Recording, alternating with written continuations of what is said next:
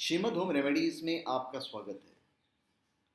और हम आपको बताएंगे दीमापुर के बारे में, जो कि नागालैंड में है, जहाँ पर शतरंज की विशाल गोटियाँ हैं जिनसे भीम और घटोत्कच खेलते थे शतरंज।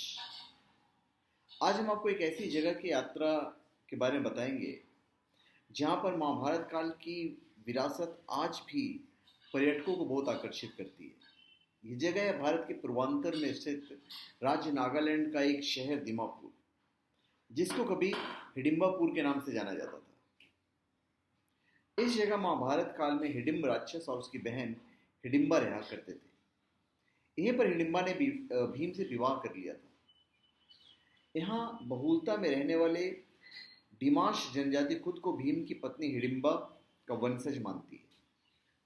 यहाँ आज भी हिडिंबा का वाड़ा है, जहाँ राजवाड़ी में स्थित शतरंज की ऊंची ऊंची गोटियां पर्यटकों को बहुत आकर्षित करती हैं। इनमें से कुछ तो अब टूट चुकी है। यहाँ के निवासियों की मान्यता है कि इन गोटियों से भीम और उसका पुत्र घटोत्कच शतरंज खेलते थे। इस जगह पांडवों ने अपने वनवास का काफी समय व्यतीत किया था। महाभारत की कथा के अनुसार वनवास काल में जब पांडवों का घर षड्यंत्र के तहत जला दिया गया था, तो वे यहाँ से भागकर एक दूसरे वन में आ गए थे, जहाँ हिडिंब राक्षस अपनी बहन हिडिंबा के साथ रहता था। एक दिन हिडिंब ने अपनी बहन हिडिंबा को वन में भोजन की तलाश करने के लिए भेजा।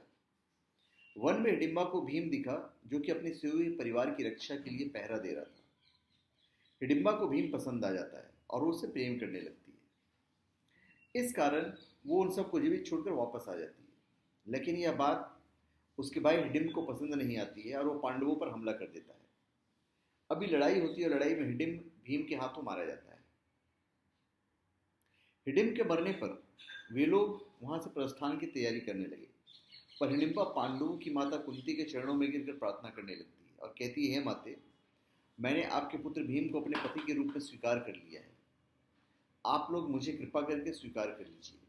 यदि आप लोगों ने मुझे स्वीकार नहीं किया तो मैं इसी क्षण अपने प्राण का त्याग कर दूंगी। हिडिंबा के हृदय में भीम के प्रति प्रबल प्रेम की भावना देकर युधिष्ठिर बोले, हिडिंबे, मैं तुम्हें अपने भाई को सौंपता हूँ, किंतु यह केवल दिन में तुम्हारे साथ रहा करेगा और रात्रि को हम लोगों के साथ रहा करेगा। हिडिंबा इसके लिए तैयार हो गई और भीमसेन के साथ आनंदपूर्वक जीवन व्यतीत करने लगी। 1 वर्ष व्यतीत होने पर हिडिंबा का पुत्र उत्पन्न हुआ। उत्पन्न होते समय उसके सिर पर केश मतलब उत्कच नहीं था और इसी कारण उसका नाम घटोत्कच रखा गया। वो अत्यंत मायावी निकला और जन्म लेते ही बड़ा हो गया। हिडिंबा ने अपने पुत्र को पांडवों के पास ले जाकर कहा, यह आपके भाई की संतान है, अतः यह आप लोग की सेवा में रहेगा। इतना कहकर हिडिंबा वहां से चली गई। घटोत्कच श्रद्धा से पांडवों तथा माता कुंती के चरणों में प्रणाम करके बोला, अब मुझे मेरे युग की सेवाएं बताएं।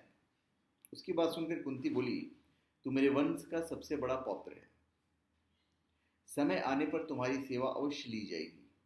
इस पर घटोत्कच ने कहा, आप लोग जब भी मुझे स्मरण करेंगे, मैं आप लोगों की सेवा में उपस्थित हो जाऊंगा। इतना कहकर घटोत्कच वर्तमान उत्तराखंड की ओर चला गया। इसी घटोत्कच ने महाभारत के युद्ध में पांडवों की ओर से लड़ते हुए वीर गति पाई थी।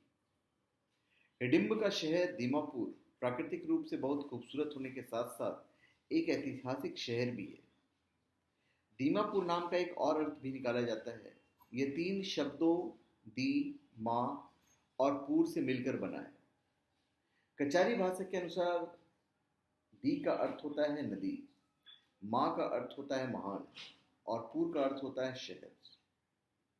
यहाँ पर कचारी शासन काल में बने मंदिर, तालाब और किले देखे जा सकते हैं। इनमें राज पुखोरी, पदम पुखोरी, बामुन पुखोरी और जोरू पुखोरी आदि प्रमुख है। जैसा कि हम आपको बताए कि हिडिंबा का मूल रूप से नागालैंड की थी, पर पुत्र के जन्म देने के बाद पुत्र को पांडवों को सौंपकर वो वर्तमान हिमाचल प्रदेश के मनाली जिले में आ गई। कहते हैं कि इसी स्थान पर उनका राक्षसी योनि से दैवीय योनि में रूपांतरण हुआ। मनाली में ही देवी हिडिंबा का एक मंदिर बना हुआ है, जो कि कला की दृष्टि से बहुत उत्कृष्ट है। मंदिर के भीतर एक प्राकृतिक चट्टान है, जिसे देवी का स्थान माना जाता है।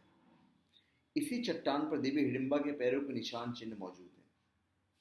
चट्टान को स्थानीय बोली में टुंग कहते हैं, ढुंग, इसलिए देवी को ढुंगरी देवी कहा जाता है। देवी को ग्राम देवी के रूप में पूजा जाता है।